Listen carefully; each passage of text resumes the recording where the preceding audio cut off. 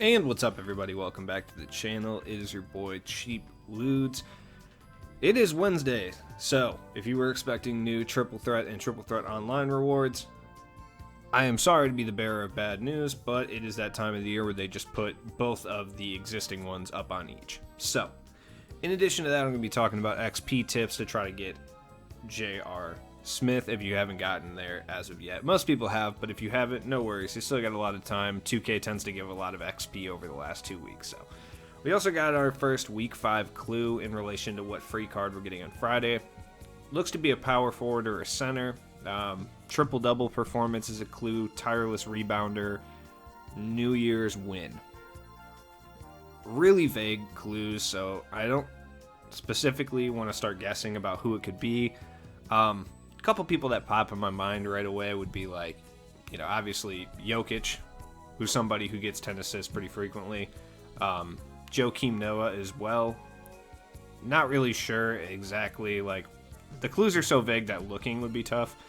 If they were to have gotten a triple-double, which I don't believe they have, Kelly Olynyk would have been a pretty on-point guess as well, because he does have multiple 10-assist games. In addition, my heart is set on Larry Sanders just because I want it to be Larry Sanders, but I don't think it is. But yeah, Zach Randolph, Kelly Olynyk, Joakim Noah, they're all interesting guesses, I suppose. Like I said, it could be anyone. There is a pretty good amount of XP, I believe 1,500, that is in the mix as well, so relatively easy as well, like as far as what you have to do. 10 points and 10 assists with power forward in a single game is a little iffy, but if you were to use one of the more mobile ball handling power forwards, even some of the cheaper ones, it would be relatively easy for you to do, especially on like a lower overall difficulty.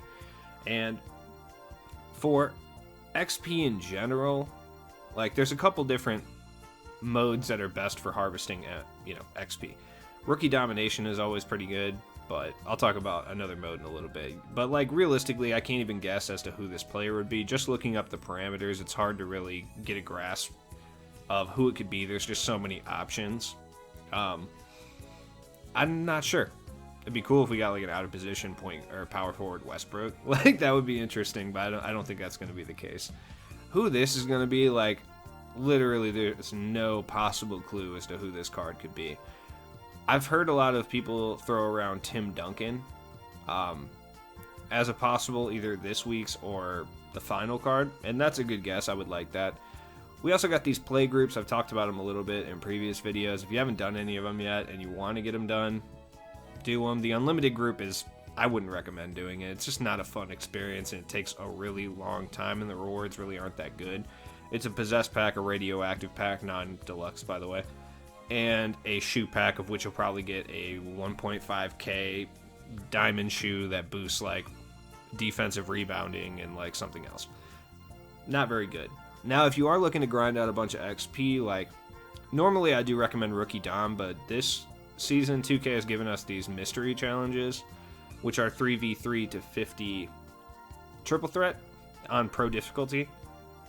These are some of the quickest ways to grind XP, just doing these challenges instead. Even if you already complete them, I'll still jump in there. Like when I was going for J.R. Smith, I would still jump in there and I would grind out XP doing these, because triple threat is just so much not only easier to play, but just more enjoyable than playing rookie domination, and it takes a whole lot less time. You can get like majority of these challenges. Obviously, if it's like score 57 points with like Devin Booker or something, or like Jokic, you're not going to be able to do that. But for just grind-based challenges where it's like score 100 points over multiple games with X player, like these are the quickest way to get all of those done. Unless you want to loop it in with like your triple threat or triple threat online grind, then I understand. As far as like which one to do, I do mystery 2 the most. But I would just look at the players you're playing against and just find the favorable matchup that you want, and then go for that depending on which player that you're actually trying to grind XP. Like if you're trying to get rebounds, doing mystery 3 against Rick Smits is not a good idea, stuff like that. But it really just depends on the person. So we got all the rewards up. So like Jerry Sloan and Danny Ferry are back in the vault. I've given up personally. I'm trying to get either of these guys because the vault hates me. I mean, I've played obviously at the minimum 250 games this season, and I haven't gotten a single vault reward as far as players go, or the glitch market for that matter. I mean, between just TTO and TT, I mean, I've had to have played somewhere near or around the ballpark of like 500 games. Because I played 250 games on TT, and I played an additional like 50 at least over the 250 while I was going for, the vault prizes over the weekend. And then TTO, I know I've been up and down the board at least like 20 times. So that's a pretty good amount of games. It's like 200 games right there, and that doesn't even count the ones that I've flamed out and lost like, in the middle board or something like that. So I have to assume I'm over at least 500 games played this season, and I have yet to get the glitch market. I can't be alone. Like, there has to be more of you guys who haven't got the glitch market yet. I know some people have got it 2 or 3 times, which is like, at this point, the cards in the glitch market aren't even really that exciting. They weren't even that exciting before, but I would still like some of them. Like, just one. I want Tyrone Lue, not because I have J.R. Smith. I just want Tyrone Lue because, like, he's an OP gold card. So for future limited runs, I'll have like a very overpowered gold card to use if I need to. Now, the mystery packs, we kind of figured out who's in them, at least as far as today. Like Pink Diamond John Wall is in them. Dark Matter T-Mac is in them. Granted, as you can see, not very many of him are dropped at all. I would say maybe 4 or 5 additional T-Macs have hit the market, at least today. That's just a guess. I don't know, man. It's hard to speculate exactly how many people drew Dark Matter T-Mac, but I personally haven't seen a single person say they got him, so I'm not sure. Giannis is in there as well. Granted, he's dropping a little bit easier than Dark Matter T-Mac. Still not very many of them up. He's still going for about 200k, and that's about what he was going for yesterday. So his price and Tracy McGrady's price seem to not really be affected. I mean, 200 to 250k is about what Giannis was going for even before he hit the mystery packs, so I can't imagine his price is too overblown. As far as the mystery players, though, I wanted to talk about those guys real quick. Like, Devin Vassell is a really excellent 3-and-D guy, but that's about all he can do. He has like a 77 mid-range for some reason, so if you accidentally step over the line, he's probably going to brick it, which I think is dumb. I don't know why they didn't give him a better mid-range. It's not like anyone's going to, like, abuse Devin Vassell. That being said, I mean, if you're trying to build, like, a better all-time Spurs team for, spotlight sims that we're more than likely going to get next season, or at least at some point next season, he's a pretty good option for spotlight sims. He plays lockdown defense and can shoot the 3 a little bit, and he can dunk, but he's basically, like, playstyle wise very similar to Bruce Bowen, who's free. So Malcolm Brogdon's very good. If you're over on next gen, like, Brogdon's probably one of the better diamond point guards that you can get overall, at least for next gen. Like, on current gen, I don't really think he's that good because he does lack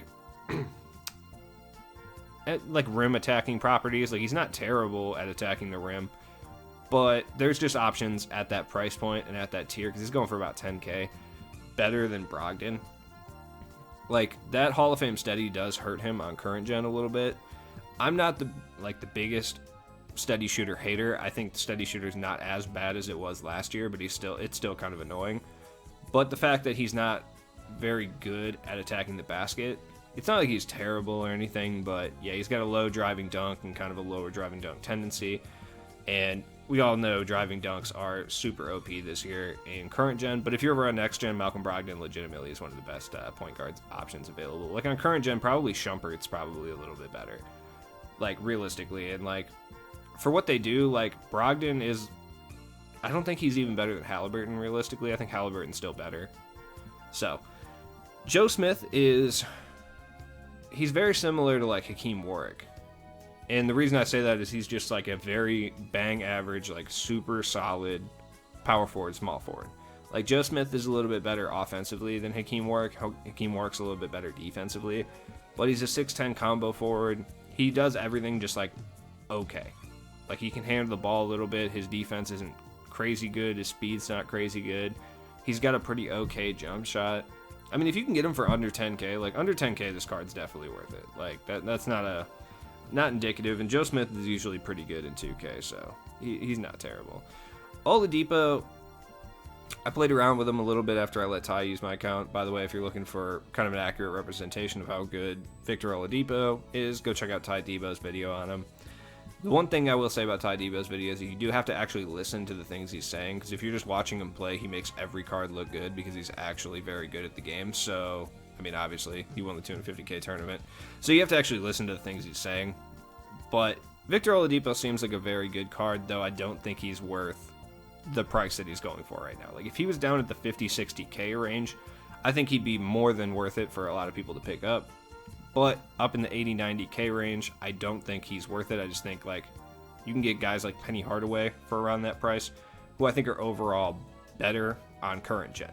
Next gen, I can't really speak on Victor Oladipo, so I'm not entirely sure about that. Like I said, there's a lot of YouTubers who did gameplay videos on it, on next gen specifically, so that's what I would look for.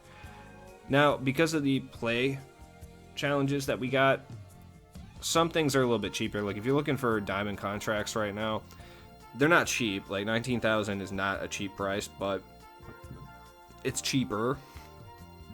I don't know if there's going to be so much MT to be made off this. Like, if you pick this up for 19K, I don't know as if you're going to be able to sell it for much more. Like, potentially you could pick it up for 19K and sell it for 25 when a LeBron comes out or something, but that's about it.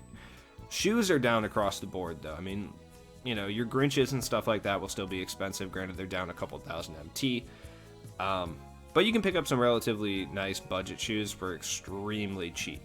And, like, what would you do with these shoes? I mean, putting them onto guys who are offensively sound and just need a little bit of help on the defensive end, or if you want to pick up a steel shoe for, like, challenges or something like that, you can pick these up for 1,000, 2,000 MT, which is, like, a pretty good deal, especially for, like, a +3 steel shoe. Like, if we have to do steel-based XP challenges or something just for next season, it's not a terrible idea to have a couple steel shoes lying around, just in case you have to throw them on somebody who has, like, a 97.3, throw it up there, give them to a 99. Or if you have to use a player that doesn't have a very good steel, you can at least try to boost it up a little bit. It's not a terrible idea to stash, like, a couple of these, like, Jordan XX1s or whatever. I'm not a sneakerhead at all, dude. I don't know anything about these. Also, like, who hoops in Chuck Taylors? I respect you if you do that. But, I mean, can you make MT on these? Probably not. Like, realistically, I don't think the 1,500 MT shoes will gain you too much MT, though there is the possibility to grab, like, a couple hundred, maybe 1,000 MT if the shoes end up being needed. So, like, what packs are we getting on Friday? I'm not sure. Honestly, it could be anything. I don't think it's going to be idols. Could be Flash, though. I could see Flash. Flash would make a lot of sense. Could see another promo, like a retro or something. We'll know tomorrow because 2K cannot resist the urge to tease packs. As far as tomorrow, though, I don't know as if we get moments. We haven't really got moments like this season at all, comparatively, because NBA basketball is being played right now. So I don't really know why they're not doing moments or anything. But if they do, I hope it's at least like a larger promo set. But we will definitely get moments XP challenges where you can make a lot of MT. So it's important to kind of look up and see who the top performers in the NBA are, especially guys who go above and beyond what they normally do. Those are the guys that usually get cards, but we're at the stage right now where 2K is not really giving anyone lower overall cards, so I don't think we see guys like TJ McConnell or anyone like that getting cards at this point. It's just going to be bigger name guys. Like, wouldn't surprise me at all to see a Russell Westbrook in the near future, like an Opal reward Russell Westbrook, just because he's been going off on kind of a tear lately. That wouldn't shock me in any way, shape, or form. Same with like a new Jokic, just because, especially because they dropped those in TT, so it leads me to believe we're getting another Jokic at some point soon. Fingers crossed it is a point guard one, because those are always super cheesy and hilarious to use. But as always, it's been your boy Cheap Ludes. I'm going to drop some more videos today. I'm going to drop one on the second channel if you haven't subscribed, one on the first channel over on the second channel. I'm going to do a video on what MLB The Show can learn from 2K, and on this channel I'm going to do a video about what 2K can learn from MLB The Show. So it'll be kind of interesting, just like a preview video. Hopefully it works out. But as always, please subscribe.